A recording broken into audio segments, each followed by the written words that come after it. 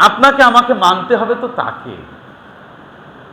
এখন এর মধ্যে আবার কথা আছে, যদি ইমাম সাহেব আপনার আমার জানা মতে শরীয়তের বিধানের বাইরে সালাতকে নিয়ে যায়, তাহলে কি পিছনতে স্লোগান দেওয়া লাগবে না লাগবে না? স্লোগান দেওয়া লাগবে, কিন্তু হুজুরের গায়েকে আঘাত করা যাবে? শরীয়ত কি বলেছে দেখেন, শরীয়ত বলছে তুমি স্লোগান দাও। স্লোগান কেন বলেছি? যে স্লোগান বললে আপনারা বুঝবেন, স্লোগান ভাষাটা পাবলিক বোঝে ভালো। আমরা বলি যে পিছন থেকে লুকমা দাও, লুকমা। আমরা কি শব্দ ব্যবহার করি বলেন তো? আল্লাহু আকবার। যখন 2-4 জন লোক আল্লাহু আকবার বলে, তখন ইমাম সাহেব কিন্তু নড়ে চড়ে দাঁড়ায় যে হ্যাঁ, কোনো একটা ঘটনা মনে হয় হচ্ছে, আমার কোনো একটা কিছু কি হয়ে গেল, ভুল হয়ে যাচ্ছে। তিনি অ্যালার্ট হয়ে যান, তিনি যদি বুঝতে পারেন তাহলে সংশোধন করে ফেলেন। প্রিয় ভাই, এই স্লোগান দেওয়ার কথা বলেছি এজন্যে।